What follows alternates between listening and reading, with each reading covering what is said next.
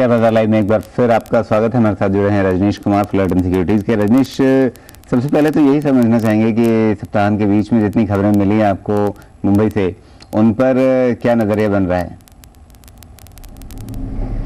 देखिए, market overall काफ़ी bullish दिखता है मुझे। यहाँ से जो हम ऊपर की तरफ जो मूवमेंट देख रहे थे, ऊपर की तरफ मूवमेंट के रुझान जो देख रहे थे, मेरे ख्याल से वो बना रहेगा। और गवर्नमेंट के जो रिफॉर्म्स की जो प्रोसेस है वो भी देखकर ऐसा लगता है जैसे कि काफ़ी हद तक पॉजिटिव न्यूज़ मिलते रहने की संभावना है। आज जैसे देखिए, ये 2G लाइसेंसेस के ऊपर भी कैबिनेट का कुछ डिस्कशन है, तो मेरे ख्याल से एक पॉजिटिव जो मूव बन रहा है गवर्नमेंट की तरफ से वो शायद कायम रहेगा और उसके कारण मार्केट जो है उसकी तरफ उसमें बढ़ने का मूवमेंट बना रहेगा। रजनीश, साथ ही अब क्योंकि ये जो समय है कुछ हद तक एक रियलाइजेशन का भी है मार्केट के लिए, क्योंकि रिफॉर्म्स पर जो कुछ रनअप हमने देखना था वो शायद देख लिया है इस समय मार्केट में, and we are getting into result season और ये महीना खत्म होगा आरबीआई की पॉलिसी अनाउंसमेंट के साथ। इसे किस तरह से प्ले आउट होता है आप देख रहे हैं मार्केट पर? देखिए, मैं ऐसा ये नहीं समझता हूँ कि ये जो रिफॉर्म प्रोसेस है ये पूरी तरह से प्ले आउट हो गया है, ऐसा मैं नहीं समझता हूँ। क्योंकि जो हमने ऊपर की तरफ मूवमेंट बढ़ता हुआ बुलिश जो मूवमेंट देखा है वो शायद शुरुआत है, और ये मोमेंटम जो है ये हमको काफ़ी आगे तक लेकर जा सकती है। और जैसे अगर आप क्वार्टरली रिजल्ट्स की बात कर रहे हैं तो थर्ड क्वार्टर रिजल्ट्स अभी इस वीक के अंत से आने शुरू हो जाएंगे, और रिजल्ट्स ऑफ कोर्स मैं नहीं समझता हूं कि उसमें कुछ ऐसा सरप्राइज रहेगा जिसके कारण कि मार्केट को बहुत ज़्यादा बूस्ट मिलेगा, लेकिन कुछ डिसअपॉइंटिंग होने के चांसेस भी कम हैं। जो भी एक तरह से सबड्यूड एक्सपेक्टेशन थी वो प्राइस इन थी मार्केट में, तो उस तरह से देखें तो कोई खास सरप्राइज नहीं रहेगा। और लेकिन एक जो पॉजिटिव मूड है वो बना रहेगा। देखिए, एफआई फ्लो काफ़ी आ रहे हैं, इस महीने भी हमने देखा अभी तक करीब $600 मिलियन आ चुका है, और मेरा ये मानना है कि ये मोमेंटम ही बना रहेगा। अभी मार्केट कुछ हद तक ऊपर चढ़ता रहेगा, और it's probably not correct to assume that market will necessarily take a pause. अगर इसे अभी यहाँ पर पॉज नहीं लेना है तो ऊपर कौन से स्तर आपको दिख रहे हैं? आगे की आप बात कर रहे हैं, कितना आगे? So market can go up as much as 8 to 10% from here. जी, चलिए इस बीच एक अहम इवेंट जो हमने बोला वो है इस महीने के आखिर में आने वाली आरबीआई की हाफ ईयरली पॉलिसी। उम्मीद है कि शायद आरबीआई ऑब्लाइज करेगा वहां पर और कुछ और रिलीफ मिल सकती है वहां पर, चाहे सीआरआर फ्रंट पर हो या फिर लेंडिंग साइड पर। कुछ बैंकर्स ने आरबीआई की प्री पॉलिसी मीट के बाद क्या कहा वो सुनते हैं।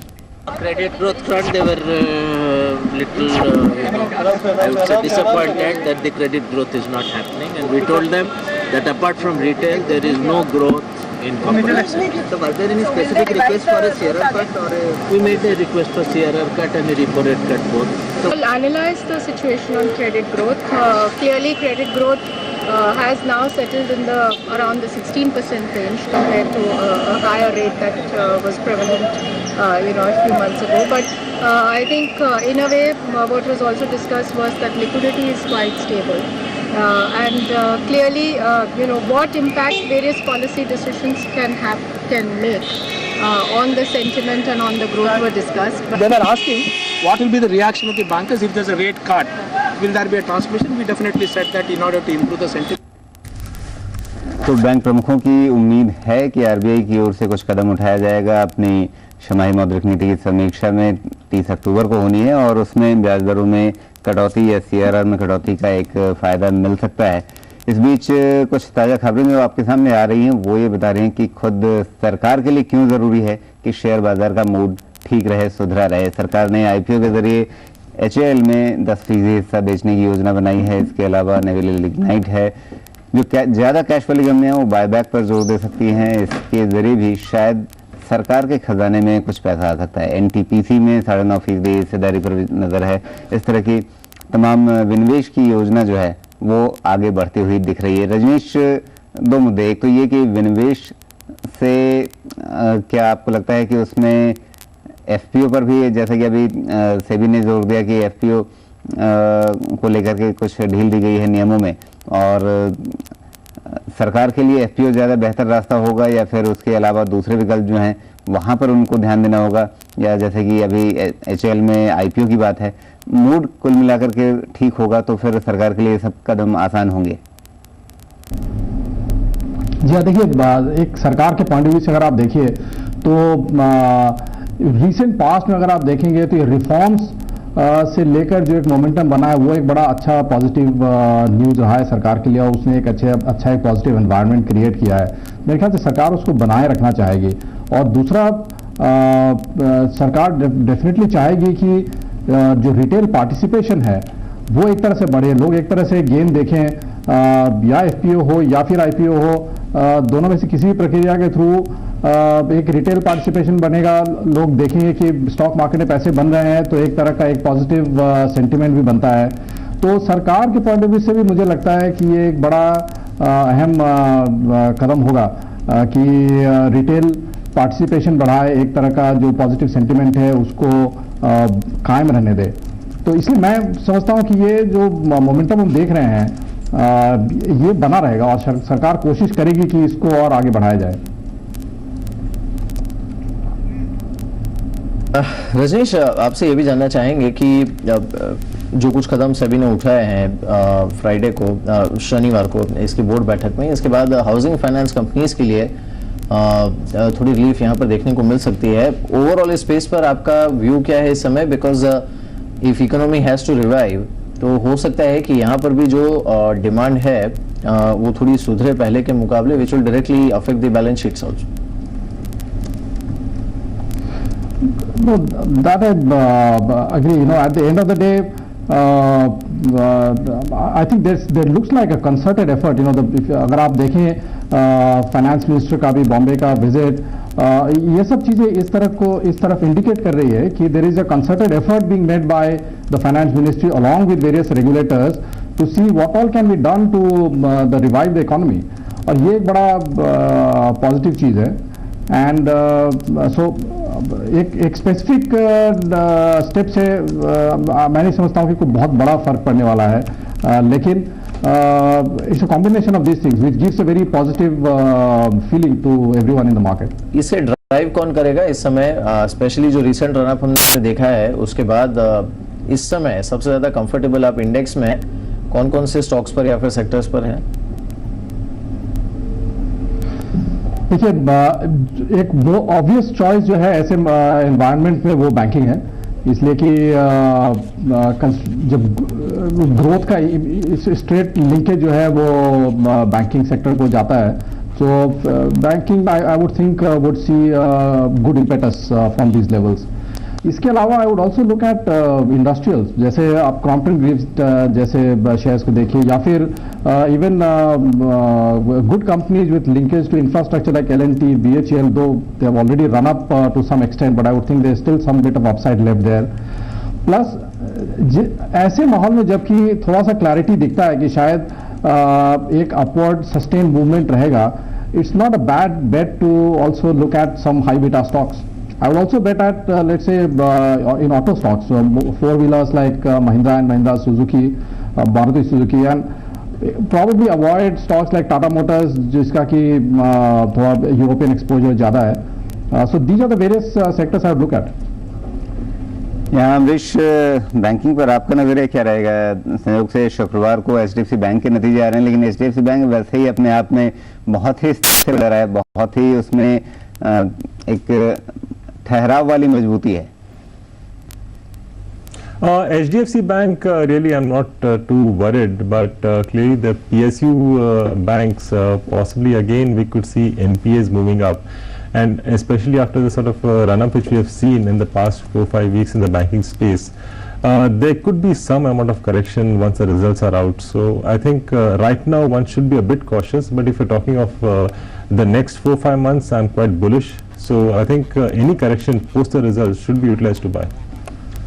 इस बीच रुपए की ओपनिंग आज थोड़ी कमजोर हुई है, 51.96 का लेवल यहाँ पर देखने को मिला है, 51.85 इसकी क्लोजिंग थी, लेकिन ये बात भूलिए कि एक अच्छा खासा शार्प पुल बैक रुपए ने दिया है यहाँ पर।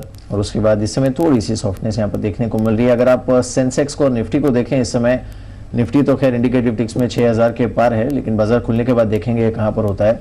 सेंसेक्स 38 पॉइंट ऊपर है, 18,976 का लेवल इंडिकेटिव टिक्स में यहाँ पर देखने को मिल रहा है। और एक अहम खबर जो शुक्रवार का बाजार बंद होने के बाद आई थी अमरीश, वो थी किंगफिशर एयरलाइंस पर। और यहाँ पर क्योंकि डीजीसी ने अब शो कॉज नोटिस इश्यू किया है, कंपनी के पास 15 दिन का समय है ये जवाब देने के लिए कि why they should not be grounded और इनका लाइसेंस रद्द क्यों नहीं होना चाहिए। तो सिनेरियो काफी चैलेंजिंग हो गया है। हालांकि सोर्सेज ने इंडिकेट किया है कि पीएसयू बैंक्स इन्हें लाइफलाइन एक्सटेंड कर सकती हैं आने वाले 2 महीने के लिए, लेकिन उससे आगे लिक्विडेशन के प्रोसेस को रोकना शायद उनके हाथ में भी नहीं होगा। आपकी रणनीति क्या होगी यूबी ग्रुप पर?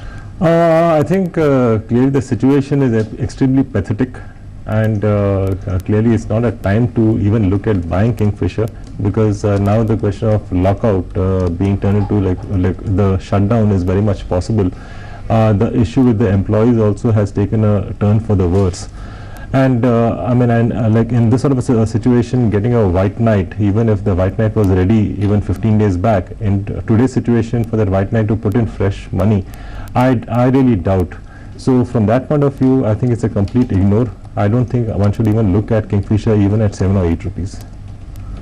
अब तकनीकी नजरिए से देख लेते हैं बाजार में क्या रणनीति हो। प्रकाश गवा हमारे साथ हैं, टेक्सेक विद प्रकाश गवा।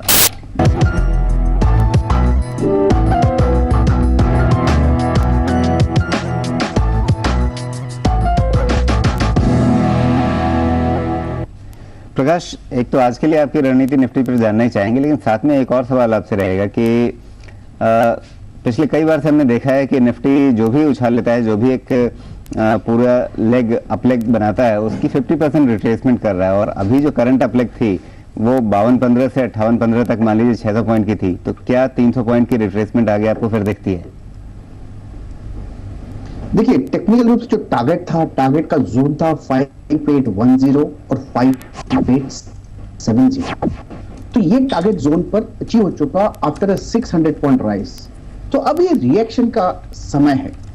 रिएक्शन कहां तक जाएगा कहना मुश्किल है, लेकिन यस, अराउंड 30% या 38-40% रिएक्शन अगर मिल जाता है तो अच्छी बात है। मैं कहूंगा यहां पर 5850 निफ्टी फ्यूचर्स पर कोई शॉर्ट लगाकर चले तो डाउनसाइड पॉसिबल है, 5650 हो सकता है, थोड़ा और भी हो, लेकिन यस लगता है यहीं पर अगर रिएक्शन आया तो ये जगह बहुत अच्छी है, स्ट्रक्चर के हिसाब से अच्छा आपको मिल चुका है, सेटिंग सब राइट है, सेटअप राइट है, बस एक इंतजार है तो रिएक्शन का ही है। जी, आज के लिए आपकी पिक्स कौन सी होंगी प्रकाश? मुझे 2 स्टॉक अच्छे लग रहे हैं। एक तो है Greaves cotton on the long side, बहुत ही स्ट्रॉन्ग सपोर्ट 80 पर है, ऑन द अपसाइड 90, 92, 93 यहां तक जाने की संभावना है ग्रीव्स कॉटन में, तो ये एक प्लस है। और जो एक वीक स्टॉक लग रहा है वो है बजाज फिनसर्व। यहां पर लगता है कि अच्छी तरह एग्जॉस्ट हो चुका, जो डीप स्टॉप है और 965 के ऊपर का, लोअर साइड टारगेट करीब 865 टू 850 तक जाने की संभावना है। लगता है 1-2 दिन लगे, लेकिन बजाज फिनसर्व में रैलीज का एडवांटेज लेकर शॉर्ट करना चाहिए। जी, चलिए, शुक्रिया हमारे साथ इस बातचीत में शामिल होने के लिए प्रकाश। रजनीश, आपसे सलाह चाहेंगे। 1-2 जो खबरें आई हैं, एक तो रिलायंस पर भी खबर है कि कंपनी ने ओवर द वीकेंड भी कुछ राशि जुटाई है। कुल मिलाकर अब इन्होंने जो रकम जमा की है that is to the tune of almost $4 billion जो इन्होंने विदेशी मार्केट से जमा की है। दूसरी खबर हालांकि जो है वो मॉर्गन स्टैनली ने इन्हें डाउनग्रेड किया है और लक्ष्य जो दिया है 740 के आसपास का दिया है। जीआरएम में गिरावट आने का अनुमान है और ये रिजल्ट सीजन में पता चल भी जाएगा। आपकी रणनीति रिलायंस पर क्या है फिलहाल? रिलायंस में हमारा आउटलुक फिलहाल न्यूट्रल है, इसलिए कि too many uncertainties around Reliance right now. एक तो दिस होल जो क्रूड प्राइसेस जो है वर्ल्ड वाइड आप देखें कि एक तरह से सबड्यूड हो रहे हैं, गिर रहे हैं। जो एक आप कहूँगा कि ओवरऑल ट्रेंड है क्रूड का वो अभी डाउनवर्ड्स है। और जीआरएम जो मार्जिन है वो भी हमने देखा है कि खास करके रिलायंस का GRM margin has been quite disappointing of late for last couple of quarters, और ये शायद फिलहाल बने रहने की उम्मीद है। और जहाँ तक गैस प्रोडक्शन का सवाल है उसमें भी बढ़ोतरी होती हुई नहीं दिख रही, उसको कोई क्लैरिटी नहीं दिख रहा है। बाकी बिजनेसेस जो हैं जो रिटेल है या जो बाकी बिजनेस हैं उसमें क्या अपसाइड आ सकता है, पॉलिसी चेंजेस के कारण वो अभी शायद उतना क्लियर नहीं है। तो मैं ऐसा नहीं कहूँगा कि पूरी की नेगेटिव है, लेकिन जिस प्राइस पर भी है उससे हम लोग रिलायंस को बढ़ते हुए नहीं देख रहे हैं। Rajneesh, Reliance wait and watch kind of thing. जहाँ आप इंतजार तो कर रहे हैं, लेकिन ये है कि अगर ज्यादा इंतजार किया तो फिर कहीं काफी ज्यादा ऊपर के स्तर ना देखने को मिले, क्योंकि निश्चित रूप से पहले जो इसमें लगातार एक गिरावट का, एक लगातार कमजोरी का सिलसिला दिख रहा था, वो सिलसिला पलटा है कहीं ना कहीं। तो बाजार ने कुछ ऐसा महसूस किया है जो पहले वो इसके बारे में अच्छा नहीं देख पा रहा था। देखिए, रिलायंस की एक हिस्ट्री रही है to give positive surprises to the market. ये जो चीज़ है ये शायद पिछले कुछ समय से होते हुए नहीं देखा है हम लोगों ने, लेकिन ये एक उम्मीद लोगों में बनी रहती है कि शायद something good will come out of it. लेकिन अभी उनके कोर बिजनेस के पॉइंट ऑफ व्यू से अगर आप देखेंगे तो ऐसा कुछ नहीं दिख रहा है जिसके कारण कि ऐसा माना जाए कि हाँ कुछ मेजर पॉजिटिव आने के चांसेस है, जिसके कारण कि एक बहुत स्पॉट मिल जाएगा स्टॉक प्राइस को। जी अमरीश, आज क्या आपकी पिक्स क्या हैं इस समय मार्केट में? मेरे picks clearly in the like power sector, power ancillaries में है। I mean we already seen BHEL, L&T moving up, so I think I will come to the second rank stocks like BGR energy, transformers and rectifiers, diamond power. I think these are the stocks where people will start looking at, although we have already seen the stocks moving up a bit, but I think the steam is still left. Rajneesh, बिल्कुल छोटी अवधि के लिहाज से या अभी जो तिमाही नतीजे आने वाले हैं उनके नजरिए से, नतीजों से पहले अगर कहीं दांव लगाना हो तो कौन से नाम आपके जहन में है?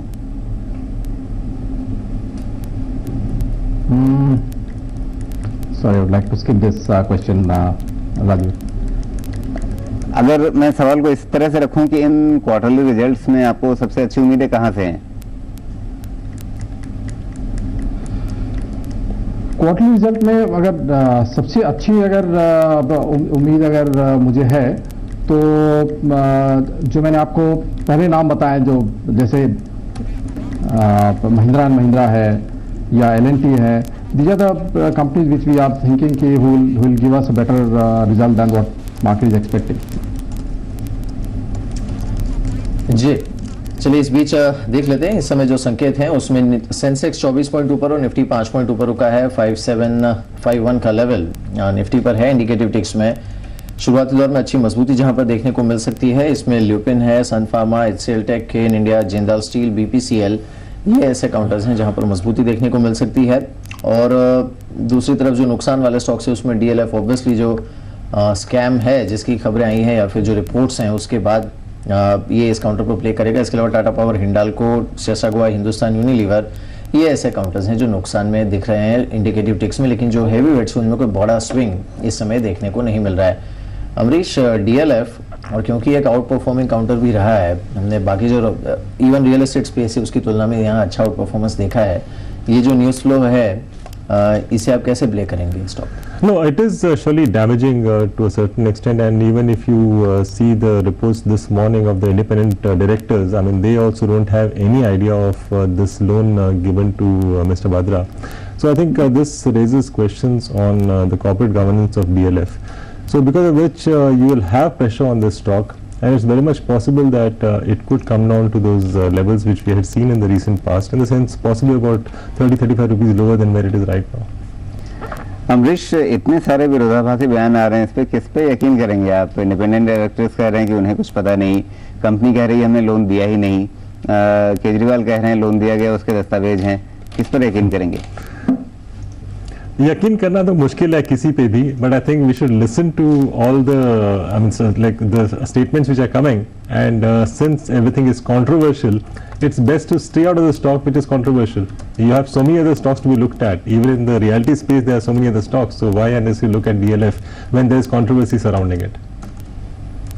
जी चलिए, अब देखते हैं आज किस तरह का रुझान देखने को मिलता है, लेकिन देखना ये भी होगा कि जहां पर न्यूज़ फ्लो देखने को मिला है ओवर द वीकेंड, एक तो किंगफिशर, इसके अलावा रिलायंस और साथ ही जो हाउसिंग फाइनेंस कंपनीज है जहां पर म्यूचुअल फंड पहले के मुकाबले ज़्यादा होल्डिंग रख पाएंगी, इन सब पर क्या रुझान देखने को मिलता है।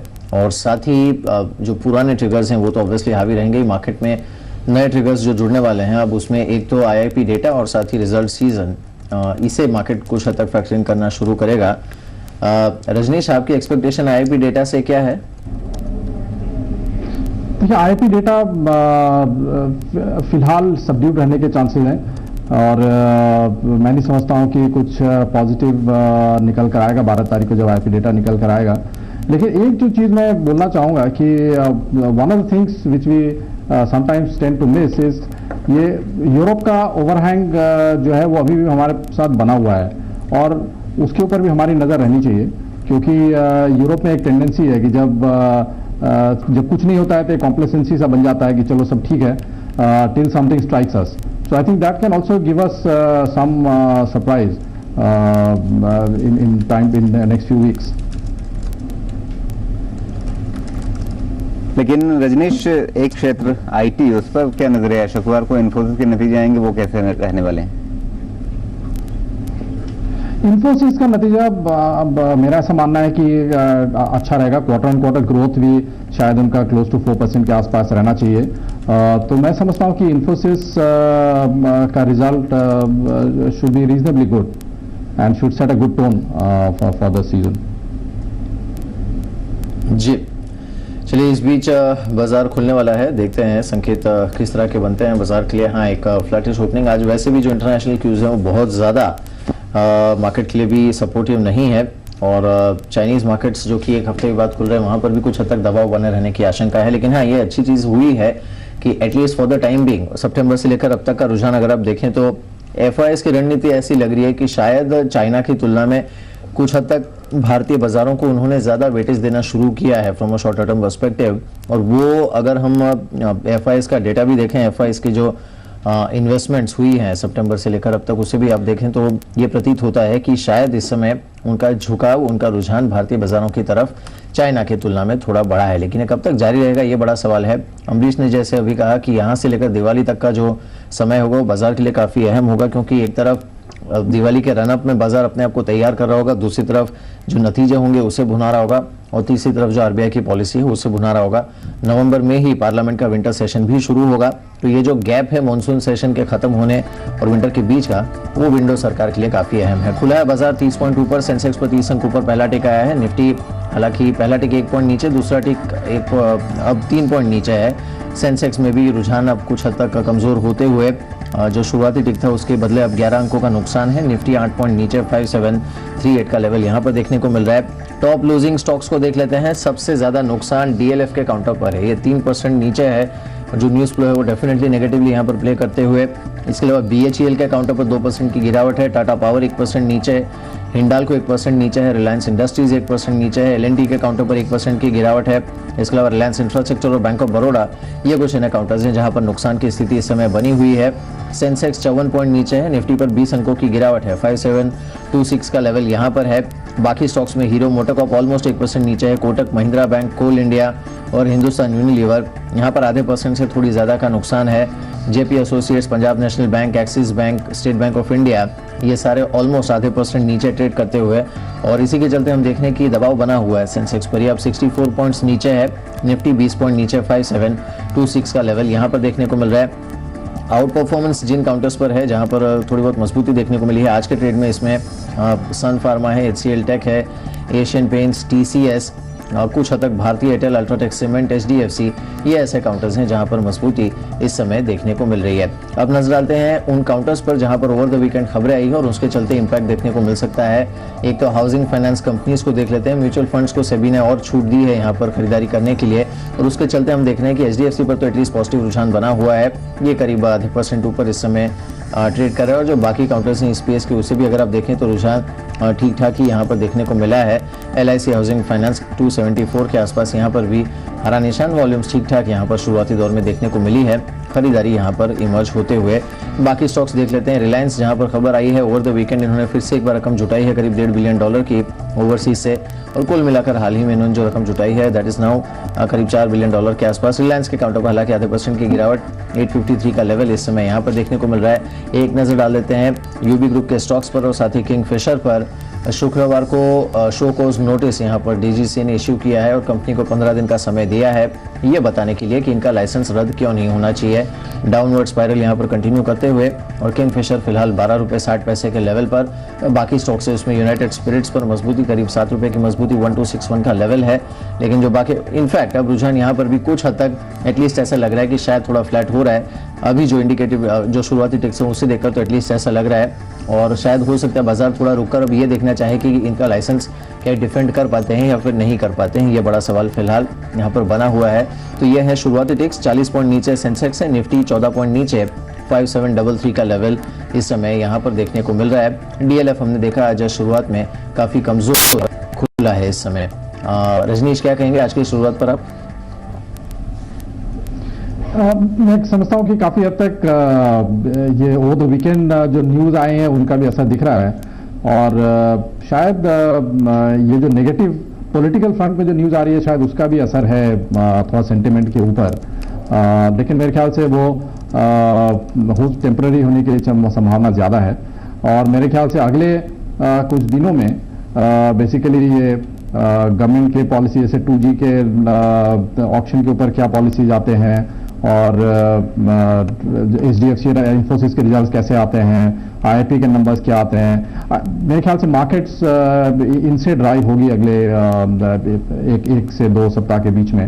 और फिलहाल जो आज का जो हम सेंटिमेंट देख रहे हैं ये थोड़ा अनएक्सपेक्टेड नहीं था, इसलिए कि एक तरह से साइडवेज मार्केट रहा है ग्लोबली भी और इंडिया में भी एक्सपेक्टेशन ऐसा नहीं था कि मार्केट आज बहुत शूट अप करेगी और खास करके जो एक जो पॉलिटिकल नेगेटिव एनवायरनमेंट बन रहा है शायद उसका भी ये असर है मिला जुला। जी शुक्रिया रजनीश इस पूरी बातचीत के लिए, आज सुबह इस चर्चा के लिए समय निकालने के लिए। और इस बीच अगर निफ्टी का ताज़ा हाल देखें तो 15 अंक की कमजोरी इसमें दिख रही है। शुरुआत इसने थोड़ा हरे निशान में जरूर करने की कोशिश की लेकिन उसके बाद 57, 20, 25 के आसपास तक फिसल गया, वहां से अब थोड़ी वापस स्थिति संभालने की कोशिश। अनिल मंगनानी जुड़ रहे हैं हमारे साथ। Anil good morning. जिस तरह से आज बाजार ने शुरुआत की है, आपकी फर्स्ट कमेंट्स, पहली टिप्पणी आपकी।